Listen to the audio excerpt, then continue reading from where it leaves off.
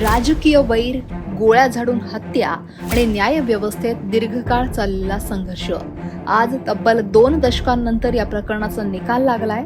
माजी गृहराज्यमंत्री पद्मसिंह पाटील यांच्यासह सर्व आरोपींची निर्दोष मुक्तता करण्यात आली आहे. पण इतक्या वर्षानंतर आलेला हा निकाल न्याय आहे की न्याय मिळायला झालेल्या दिरंगाईचा परिणाम? जाणून घेऊयात हे संपूर्ण प्रकरण. 3 जून 2006 धाराशिव जिल्ह्यातील काँग्रेसचे वजनदार नेते पवनराजे निंबाळकर आणि त्यांचे निष्ठावान चालक समत काझी यांची नवी मुंबईतील कळंबोली इथं गोळ्या झाडून निर्घृण हत्या करण्यात आली.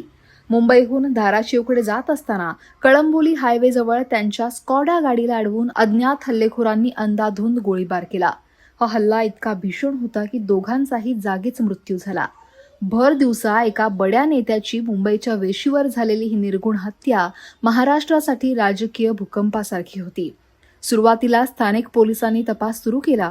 त्यानंतर नवी मुंबई गुन्हे शाखेकडे तो सोपवण्यात आला.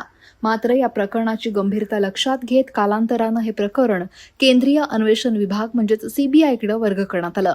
पवनराजे निंबाळकर यांच्या हत्येचा आरोप माजी गृहमंत्री आणि राष्ट्रवादी काँग्रेसचे तत्कालीन खासदार पद्मसिंह पाटील यांच्यावर ठेवण्यात आला. विशेष म्हणजे पद्मसिंह पाटील आणि पवनराजे निंबाळकर हे एकमेकांचे चुलत भाऊ आणि जवळचे नातेवाईक होते.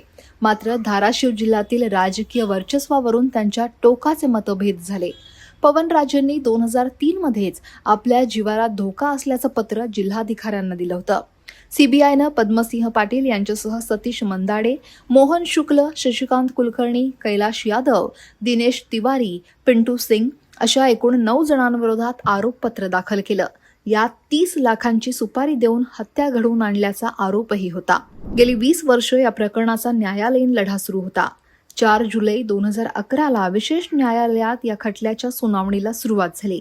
या काळात तब्बल 127 साक्षीदारांच्या साक्षी तपासण्यात आल्या. यात समाजसेवक अण्णा हजारे यांचाही समावेश होता. या प्रकरणातील मुख्य दुवा मानला जात होता माफीचा साक्षीदार पारसमल जैन याचा जबाब. संपूर्ण खटल्याची भिस्त याच माफीच्या साक्षीदारावर अवलंबून होती असं न्यायमूर्तींनी निकालाचं वाचन स्पष्ट करताना सांगितलं. पण 20 जून 2026 मुंबईतील विशेष सीबीआय न्यायालयानं या प्रकरणाचा निकाल दिला.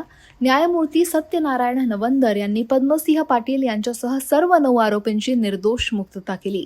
माफीच्या साक्षीदारानं 3 वेळा आपला जबाब बदलला.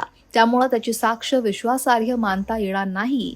तसंच सीबीआयच्या तपासातही अनेक त्रुटी होत्या. घटनेच्या वेळी आरोपींचे मोबाईल फोन जप्त न करणं, तांत्रिक पुरावे गोळा करण्यात ढिसाळपणा आणि साक्षीदारांच्या जबाबातील विसंगती यामुळे तपासाचा पायाच ठिसूळ असल्याचं न्यायालयानं नमूद केलं. कायद्याच्या चौकटीत राहून कोणतेही न्यायालय नेहमी उपलब्ध पुराव्यांच्या आधारेच निकाल देत असतं, असं न्यायमूर्तींनी स्पष्ट केलं. सबळ पुराव्याअभावी आणि संशयाचा फायदा देत सर्व आरोपींची निर्दोष मुक्तता करण्यात आली. या निकालानंतर निंबाळकर कुटुंबाला मोठा धक्का बसलाय. पवनराजेंचा मुलगा आणि धाराशिवचे विद्यमान खासदार ओमराजे निंबाळकर, त्यांची आई आनंदी देवी आणि इतर कुटुंबीय न्यायालयात उपस्थित होते. 20 वर्षांच्या संघर्षानंतरही न्याय मिळाला नसल्याची भावना त्यांनी व्यक्त केली आहे. आता निंबाळकर कुटुंब या निकालावर काय भूमिका घेतं, ते उच्च न्यायालयात दाद मागणार का, हे पाहणं महत्त्वाचं आहे.